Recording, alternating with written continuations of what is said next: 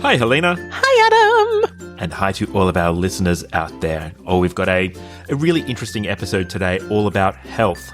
But before we get into that, Helena, tell us a little bit about yourself. My name is Helena Dix. I'm a soprano who loves those high notes, and I try to torment people and audiences with them all around the globe. I own a dog that gets me out and about. I'm a foodie, and I love to laugh. Oh, we do love to laugh, and we have a fair bit of laughter in these episodes. My name is Adam Miller. I'm a former opera singer turned producer, writer and director, and Helena, you and I have worked together in a number of different capacities over the years.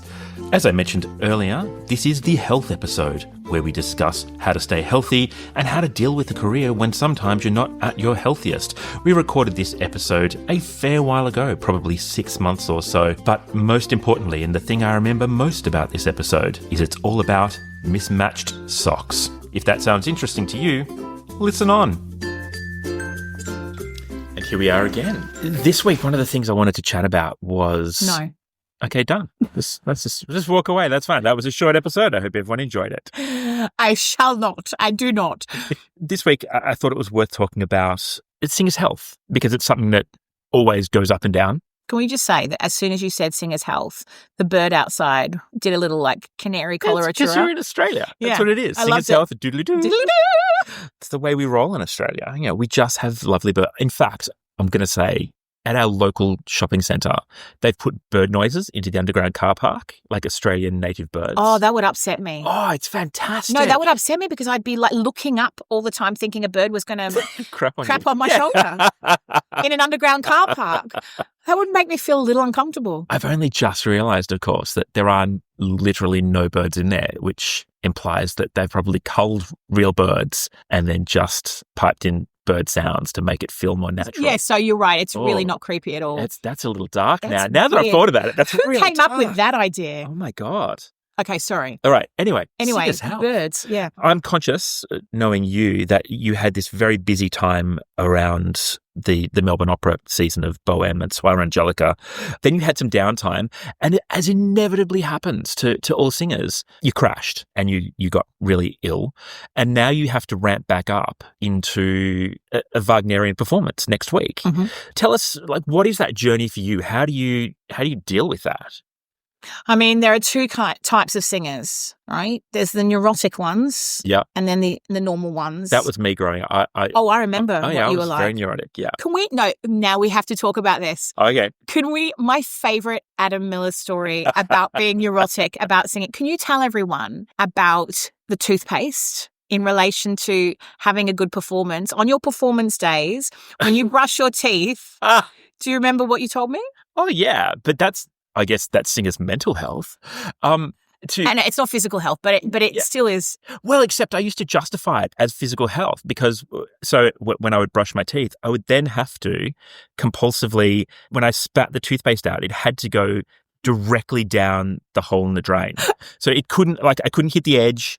I couldn't, it'd be partially down the hole. It had to go exactly down. This is on a show day. Yeah, this is on a show day. And what would happen if the toothpaste got onto the sink on a show day? It never happened because I would keep brushing my teeth. But in your mind, what would have happened? Oh, I would absolutely and utterly fail. There was no question. So in your mind, you could justify that getting a little bit of toothpaste on the sink on a show day would make you do a bad performance. I should clarify. It's not on the sink. It was down the little drainy part, right? So it's not like I'm spitting on the countertop or anything that. No. But yeah, no. And I used to, in my head, justify it as I would be, if I was hydrated enough to just spit as many times as I needed, then that meant that I was properly hydrated for the day. But if I couldn't, oh my God, I probably would need to hydrate. It was a spitting thing. Oh, I was a neurotic mess. My poor family had to put up with such nonsense from me while I tried to wrap myself in cotton wool around that. And that was just one of the weird little manifestations of it. And the car keys? That's a real thing. That's a Scandinavian thing. So again, for listeners at home, please just don't put car keys or any keys in general on a wooden table, right? Because it's bad luck, and don't do that. And so, yes, I have, and I still do that. That's not even a singing thing. Oh, I thought it was a show day thing. No, as well. that's a life thing. I drive my wife crazy because she'll walk in the door and put her keys down on the table, and I will immediately pick it up and I'll put it on a book, or I'll put it on something, or I'll hang it on the hook on the wall or whatever. Wow. Absolutely cannot have keys sitting on a table. It's bad luck. Is it? Yeah, absolutely. When you say it's bad luck, have you had keys on the table and had a really bad experience? No, because I never put my keys on the table. That's how you keep the demons away, Helena. Oh my God. Wow. Yeah. It's like sports people wearing lucky underpants or things like that. Oh, Well, you do it too, don't you? No, I don't have lucky underpants, but I always wear mismatched socks. So whenever I'm performing, I always have mismatched socks. That was always a challenge when, as we often had to do in opera, you had to wear stockings and tights or whatever, I don't know what they're called. But for me, I would actually have to put socks on underneath them, which, the dressers would look at me like I was an idiot. But I'd wear like little mismatching socklets so that I knew inside that I had like mismatched socks. But that was a whole creativity thing. So in my head, the way it worked was that creative people don't need to sit in the world of matching socks. They actually make no sense. Why would anybody wear matching socks? Listeners at home, take this on board. You don't have to wear matching socks. Nobody's going to notice. However, right? My husband is obviously a creative without knowing. It's one of the signs of creativity, not having to accept those kinds of social norms. And so for me, I went, if I got into trouble on stage, I would know I had the power of mismatching socks. I could be a creative being and get myself out of trouble. And that is literally how it played in my head. And the number of times that I had, as polite as possible, but arguments with dressers, you'd be like, no, you can't wear mismatching socks. And I'd be like, well, can I wear, even just like not when I was wearing tights, right? If I was wearing just regular things, and they'd be like, no, it's 2 black socks. Like, well, can I have 2 mismatching black socks? So I used to travel for shows with my own pair of white socks, my own pair of beige socks, my own pair of black socks, just so that if a dresser said to me, no, I can't do mismatching socks for you because they ordered socks in bulk, then I could just bring in one of my own and I would just wear my own sock, and then I'd just give them both of their socks back, and that's fine. But I would have mismatching socks. So this is the episode about singers' mental health. So you have literally no superstitions? None.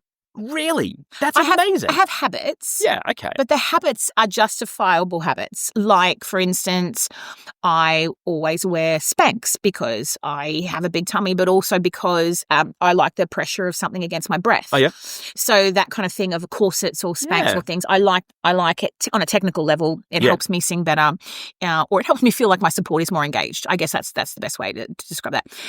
And I have certain foods that I enjoy to eat on a show day just because I know that they give me good stamina and energy, but it's not like I could eat something else without it being a problem. Okay. It's just that out of preference, that's what I would eat. So it's gluten-free pasta. Yep. A big bowl of gluten-free pasta with whatever it is in it, quite dry, no sauces, just a bit of bacon, olive oil, garlic, parsley, a little bit of Parmesan cheese, and that's what I like to eat. It makes me feel good. I feel, but no, I don't have any. I mean, come on, yours are outrageous. I don't have any of those. But I remember you telling me about the toothpaste one, and I still talk about it because it makes me giggle. And I know other singers have, various ones that to them are important. I know one of the top opera singers in the world, I won't mention who it is, but she travels with the same 4 items to go in her dressing room every show. Right. And I'm not entirely sure it's a superstitious thing, but it comforts her. Yeah. And that I kind of understand, like a comforting thing. I have a robe that I get my makeup done in, and I've had it since I started my career. That's amazing. It's a heart silk robe, and anyone who's ever been in a show with me will see me in the makeup chair in that robe. And it's not a superstitious thing. It's not something that I know. If I had to not wear it, that I think, oh my God, my show's going to be ruined. Okay, but what happened? Like, this is the thing. No, you can't get in my head. Even if you took it off me, I wouldn't care. I wouldn't even think of it. I'm just not that way inclined. But I like it because it just makes me feel happy. It's something that's kind of been with me the whole time. But no. Wow. See, for me, no, I would genuinely be worried all the way through the performance. If I couldn't do my little pre-show rituals, I'll give you one that I was able to sort of break, which was, again, I had a pre-show I would always have to have a Diet Coke beforehand. And it was just, and I, again, in my head, I justified it as this that little kick of caffeine right before you go on. It'd be great. And I got out of that habit because you burped on stage, didn't you? Burped on stage one too many times. You can only get away with that when the brass are going for it. That's also, when you're not doing a romantic lead. Like if you're a villain, it's fine. You can burp to your heart's content. But it's lucky you're a baritone then. That's it. Not as many of not as many romantic leads as a baritone. That's true. Yeah. Yeah. But yeah, so mental health, that's obviously for some people a thing as well. Physical health, look, again, I think I go back to what I said, there are two types of singers, the ones who literally put themselves in bubble wrap and will never go outside without a scarf that's not bigger than them and all these kinds of things. I think we're all different, and I think that's okay. Yeah. Yes, as you said, during the Puccini Festival, I was doing 2 role debuts at the one time, and I was on absolute lockdown. So even things, I think I've spoken about this before, even things like meeting people afterwards by the stage door in the foyer. I usually love doing all that kind of stuff, and I really did none of it. I literally ran out of the building because I just wanted to keep my head down. But my schedule was crazy, and I remember when we talked about taking that on. It's very rare in a singer's life that you open a show and that you're rehearsing the other show every other evening. So I didn't know how I would respond to that. I didn't know how my body would respond to that and my voice would respond to that. They were 2 debut roles. They're roles I haven't sung in. There's a lot of variables. So health becomes number one, like absolutely number one. I don't want to stay in a foyer. I don't want to shake people's hands. I don't even go up to the supermarket. I don't, if I can help it, I won't go get groceries or, so it's... And then you got sick anyway. And then I got sick anyway. No, but I got sick anyway when I started going out again. So I got sick because I have 2 great nephews who needed... You're not going to name and shame them, are you? I'm not, but when you enter a kindergarten and a school and you're around a lot of kids and things like that, I did get sick a couple of days later, and that's okay. And it's really tricky. I said this to someone just the other day, as a singer, your body is your vessel. If you're not well, you can't be at your best, and that's not enough for me. Even being at 90% for me personally is not enough. I like to, but I'm of the. I appreciate that we can't be like that. Of course. So for me, how do you handle being unwell and being unable to sing? Because I have this theory that the reason that so many performers come off as a little crazy is that we define our existence by our careers. And so if you define yourself as a singer, but you cannot sing, that is by definition creating an existential crisis for you. How do you handle that? Like, how do you handle those moments? It's a good question. Yeah, it's very depressing. And also, I can't talk, which is my... as was evidenced by the number of text messages that I got over that time. Yeah. Because it's one thing to feel unwell. So the first week I was just unwell. I was a bit cold, flu-y, sore throat, a bit miserable. I was like, okay, well, I'll just, I'll take it easy. But I could still talk and it was fine. I could communicate. Okay, I didn't do as much singing, but there's also things that you can do around that as a singer. So I was memorizing text. I was listening to new music that I've got upcoming. I actually said this to my colleague and she said, oh no, when I'm sick and I don't have a voice, she said, I am so depressed. I cannot do anything. And I said, see, I go the opposite way. I do I have a day of not doing anything and it annoys me so much that I have to do something. And there are still many things as singers that we can do. Yeah. Language work, memorization work, So the first week was okay. And then the virus took hold and I lost my voice. And that's not pretty. No. And you feel helpless. It's like I teach and I sing and I can't do any of those things and I can't even complain to people about it. You did complain a lot via text. I can complain via text, but the problem is that my friends who I predominantly interact with on things like WhatsApp, I noticed that when I'm not sending voice messages, a lot of them don't do it as much either. Oh, these horrible people. It's like pity. Without even realizing it, a lot of my friends who I message back and forth all the time also weren't messaging me. Interesting. And it really made me upset. I was like, oh. And so I'd text and maybe they'd text a line back, but very seldom would I actually get a full voice note from someone. And that really upset me. Oh, yeah. Because I was Now I'm sitting trying to here- think if I messaged you at all. I'm Not guessing, much. no, I'm Not as guessing I much. didn't. Yeah. But it's funny because, of course, you know, when you're used to sending voice messages back and forth, that's the interaction you have Yeah. with someone. So as a singer, it is difficult. And I do think you're right. I do define myself by what I do because it's not a 9-to-5 job. And I think, you know, when I had COVID and when I was hospitalized and so sick, I mean, that nearly destroyed me, literally. But it also just as personally, I really lost my sense of identity during that time. And I remember my brother and I talking about it because his business collapsed with COVID, as a lot of people who are self-employed did. And he said, I feel so depressed, and we're not the Dix family are not particularly depressed kind of people. We're very buoyant and strong and resilient and happy. And I remember my brother and I both talking about how devastated we both felt and down and depressed. And he said, you know why? He said, because our jobs are our drugs. Ah, that's interesting. And I said, oh, I'd never really thought about it like that. He said, yeah, your drug, your drive isn't alcohol, cigarettes, or drugs. He said, your drive is your job. You thrive off what you do. And so when you take that away, the drug is gone and what's left?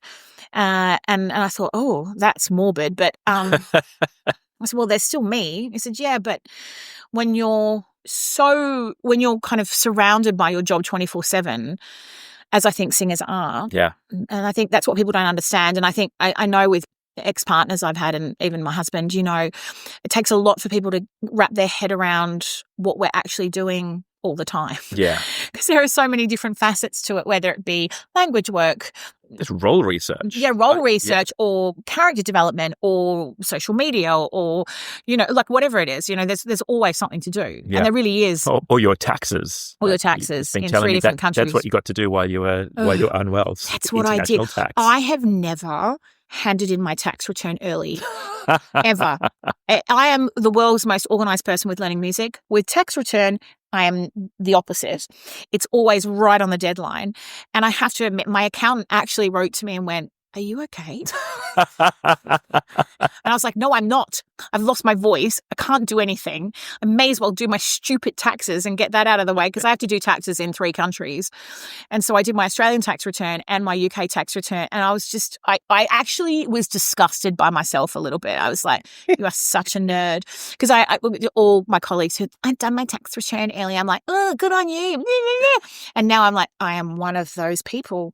But it was because I literally had to do something with my time. Yeah. And I remember you saying to me, oh, you know, watch Netflix, like read a good book. No, that lasts about a day with me. And then because I am so proactive with my job and, you know, with how I feel about work ethics and things, it just drove me crazy. So go the tax return. But so how do you come out of that then? Like knowing that you've got a deadline of next week, you start rehearsals, then you've got a performance. How do you come out of being ill, losing your voice? What are the just exercises you do? Like what's the top line stuff that gets you there? It's being really diligent about the things that are helpful. Hydration, steaming, nebulizing, sage tea, you know, because the Germans... And making sure that you get the spit down the drain. That's really important. And not putting the keys on the table. I think there's like a level of acceptance. And I think sometimes the more stress you get, the worse it's going to be. So I think one of the biggest things is actually keeping your brain occupied and just going through the rigmarole of, I'm going to steam several times a day. I'm going to make sure I drink 3 liters of water a day. I'm going to make sure that I'm nebulizing. And sometimes, you know, I get to bedtime. I'm like, oh, I don't want to steam. I'm like, no, we steam. Yeah. We put the humidifier on at night, you know, like all these things that it's not going to fix it overnight, but they're all going to work in little steps towards you getting better.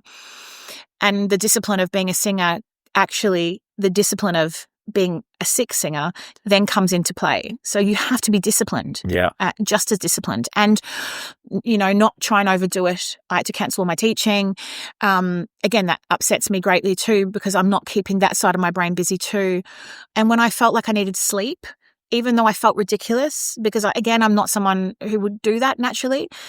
And I'm staying with my mum at the moment, and she's like, gosh, you're sleeping quite a bit. I said, Mum, I need to listen to my body. And I think that's the thing. Like, singers know their body better than a lot of people do. You just really have to listen to your body. If you're tired, you need to rest. If you feel... Well, it's the whole thing. It's the same as a show schedule.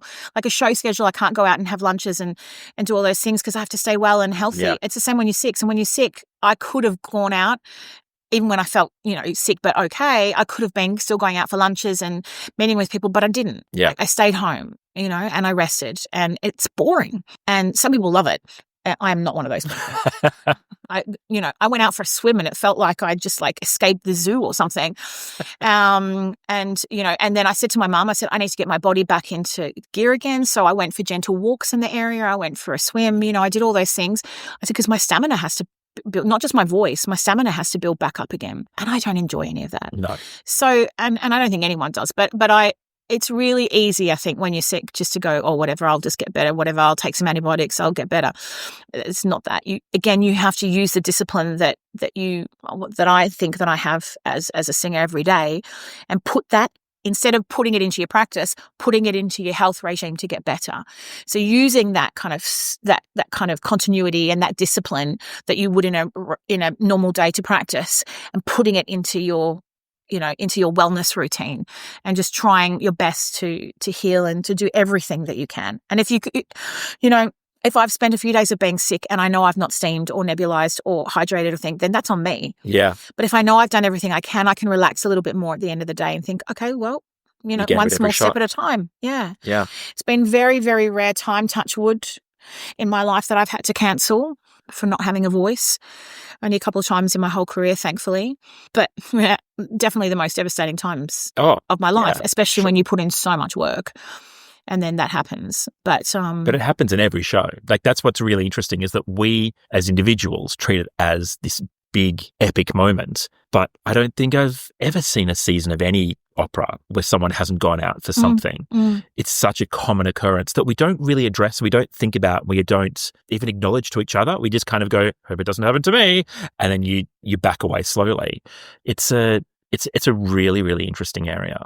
And I think the way we all deal with it psychologically is different, or different singers have different ways of some won't go near anyone. Some will go, well, let's go near everyone. Let's lick the walls and get sick at the beginning. And then hopefully it'll be okay. Don't hang out with those people. Yes, exactly. But it's tricky. It's a tricky negotiation and not a pleasant one. And, I have so much envy of people who just work in an office and have a cold and don't care. Oh, yeah. And now they can just work from home. Yeah. That's it. Yeah. That's the really nice thing about this new hybrid world that we live in, that people, literally can go, oh, I'll just work from home and I can keep going through it. Because again, I like that idea that if your work is your drug, you can keep taking the drug at home. You're fine. It's actually a really interesting way of thinking about it. Yeah. And certainly something that you learn on how you deal with things. And of course, I've been through much worse than just losing my voice. But losing a voice, it's not great. No. Well, on that cheery note, look, we might wrap it up there, because I know you have to start getting ready to head off. You have to go steam and get ready to head off to Sydney for absolutely for tomorrow morning. Yeah, amazing. Thanks so much, and we'll chat to everyone next week. Bye.